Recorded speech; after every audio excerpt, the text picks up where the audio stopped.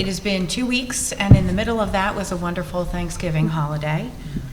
So I will talk a little bit about athletics. The talk of the town is the football team. They're going back to the Carrier Dome in Syracuse to play for the state championship title for the second year in a row. We are having a send-off for them on Friday, and they will compete on Sunday. The winter season for sports has started, and the teams, a lot of them have scrimmages scheduled for this week, so they're well underway. Our athletics is doing well. I wanted to publicly thank SEPTA for bringing a workshop to the fifth graders from a group centered on cranial facial conditions. The workshop was about kindness. The fifth graders were reading the book Wonder, and this really enhanced their learning. It gave them access to individuals. They asked really such deep and thoughtful questions for 10-year-olds. It was impressive and such a point of pride, not just for me and the other employees, but also even for the presenters, with the way that our students were thinking about things and able to articulate questions to them. So many thanks to SEPTA for bringing that program to our students. In the world of performing arts, we have a couple of exciting news bits. The first is that the class performances have begun at BRS, and they are going well. The high school had their talent show the Tuesday before Thanksgiving break. And so there was your usual singing and dancing, but we had our first ever yo-yo performance on stage, which was a huge hit to have a yo-yo performance on stage. A few years ago. And lastly, in the performing arts news, is that the cast for Bye Bye Birdie has been posted. And we have over 200 students participating in some capacity, whether it's makeup or stage crew or performing and everything in between. I can't even list all the jobs that they have, but 200 students participating in the production. So very busy in the performing arts world. Today, I sent out a note to the community about a transition and how the district is going to be communicating with the community. So the functionality of K-12 alerts has really changed over the course of the pandemic, when there was, originally its use was for delays, closings, any sort of emergency information, because it also allows for this text feature where you can get the information right on your phone very quickly.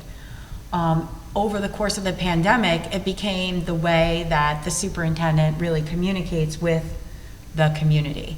So we're moving towards a newsletter that will be coming out. So it'll have all of these stories of things that are going on and really give the greater community. So right now the principals have their weekly communications, which the parents in that building get that information. It's a much more in-depth sort of piece of information. The district-wide newsletter will highlight points of pride and celebrate things that are going on in our buildings that the greater community can access, as well as have any pertinent information from me or any other district level information that needs to go out. So, you know, I really felt like the point that I made in the last paragraph of the letter that I sent out was really the most paramount, in that communication is really a two-way thing. And so I can put out all of this information on behalf of the district, or have all of this information put out, but really it's just as important that I hear back from the community, and the feedback that I'm getting. I do get feedback, so I'm not saying that I'm not happy with the feedback. I just want to make sure that everyone in the community knows that it's important to me that it is two-way, and to continue the feedback, and or if you have things that would be helpful, let me know. So I've had different community members tell me that they appreciate the communication. Some of them say that they love the videos. All of that's just very helpful in helping me sort of lead and direct initiatives and efforts. So I just wanted to point that out. that community is strong, but I just want to reinforce how important it is for me as a district leader that people reach out. My last topic is around safety. We had our emergency dismissal drill on the Wednesday before Thanksgiving. It went very well. Today we had our first district-wide safety team meeting for the year. Ms. Ballard was present. Thank you for being our board representative on that.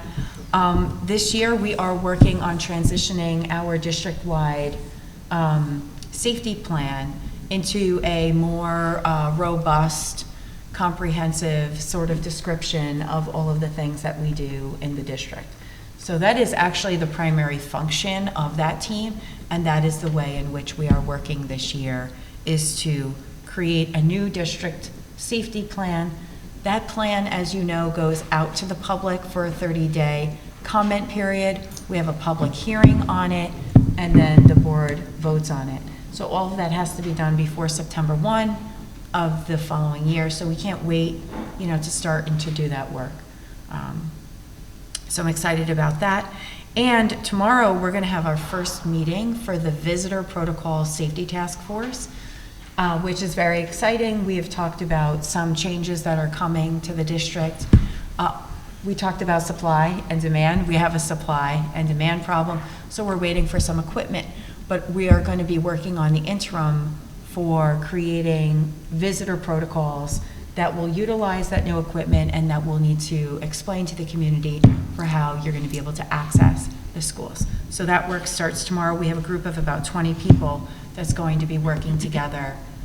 Some school staff, but community members applied to be on that team, and were selected to have a cross-representation of the district, and we're going to come together tomorrow for the first time. So it's exciting work that we're doing in the area of safety.